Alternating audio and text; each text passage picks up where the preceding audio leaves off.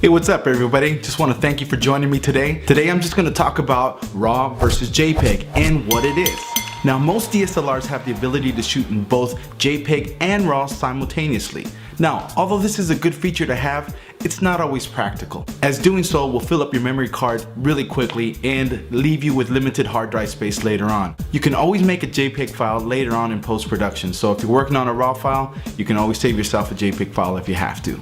Additionally, we're going to whine about those pro photogs who shoot in both JPEG and RAW that mislead people into thinking that one or the other is better than the other. Now this is a huge debate between people who shoot JPEG and RAW all the time. I'm middle ground. I'm going to tell you that both are good to shoot in.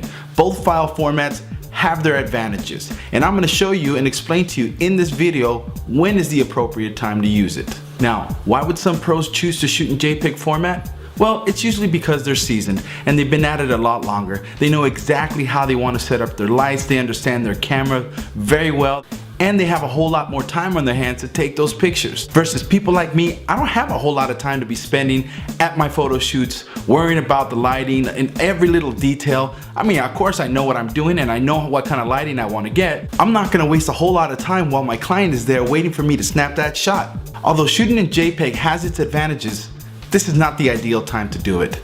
Now, again, if you have a whole lot of time on your hands, more power to you. Don't let any photog tell you that you are any less of a photographer just because you work more in post-production.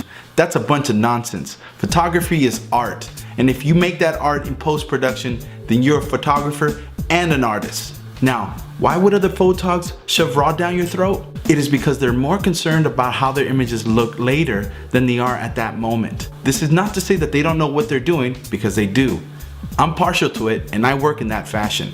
So when I'm doing magazines or I'm doing billboards or any kind of photography that requires a lot of post-production work, then I'm going to use RAW. I am going to side on RAW that, hey, it's alright to shoot RAW. Hey, it's okay to shoot JPEG. But like I said, there's a time and a place to use both of them, and I'm going to explain that right now to you. Now, this does not make you any less of a photog like I said before. It just makes you a better one, at least in my opinion. Although I am partial to utilizing post-production techniques as I envision my photo shoots, I'm providing a non-biased view of shooting in both file formats. However, most of these photogs that shoot in RAW, they're a special breed. Always talking about how magnificent they are and how they only buy the best of the best, and they're usually the ones sporting the big old cameras at amusement parks, small family functions, birthday parties, and so on.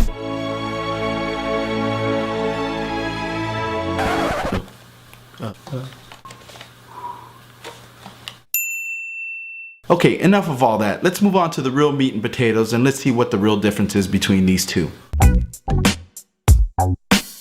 Okay, so what is RAW?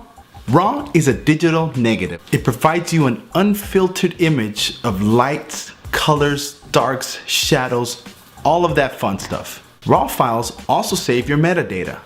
What is metadata?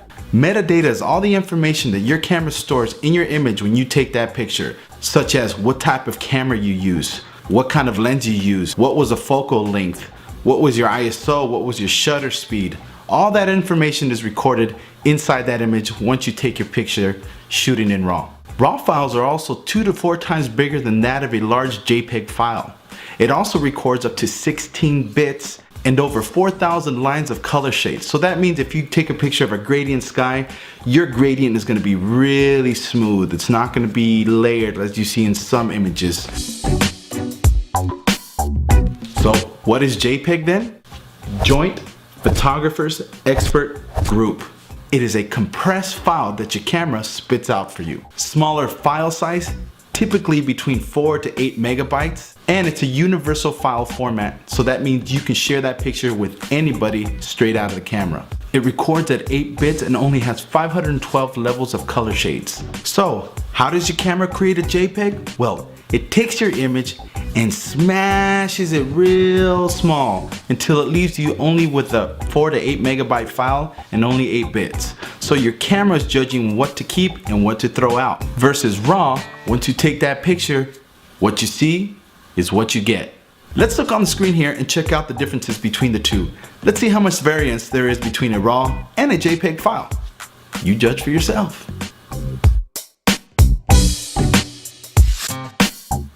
So here comes the big question, and drum roll please. Close enough. When is the appropriate time to use JPEG? Journalism, sports, birthday parties, Disneyland, Magic Mountain, any place that you know that you are not going to spend time doing post-production, or very little. Now seriously, why would you need to shoot raw in those situations? You don't need to. So all you pro photogs, as much as you want to sit there and say, oh, I shoot raw, I shoot raw, I shoot raw, I don't shoot raw in those places. I'm a pro photog, so does that mean I'm any less of a pro photographer? I still shoot in JPEG during those times. I will not shoot raw. It's just a waste of space, waste of time, because I'm not going to deal with it later. Alright guys, I'm out of here. Thanks for watching. I hope you learned a lot today. If you have any questions or comments, please leave them in the section below. Don't forget about our contest that we've got coming up in 2 weeks. So if you don't know anything about it, click right here, bam. Watch this video and it'll tell you everything you need to know to qualify for the contest. Don't forget to check us out on Facebook, Twitter, and also Blogger. So if you don't have time to watch these videos, hey, you can read them on the road and you can hear me in your head instead of seeing me. So take care you guys, and don't be afraid to get creative. And I will see you guys later. Peace. Hi, I'm 18 megapixels.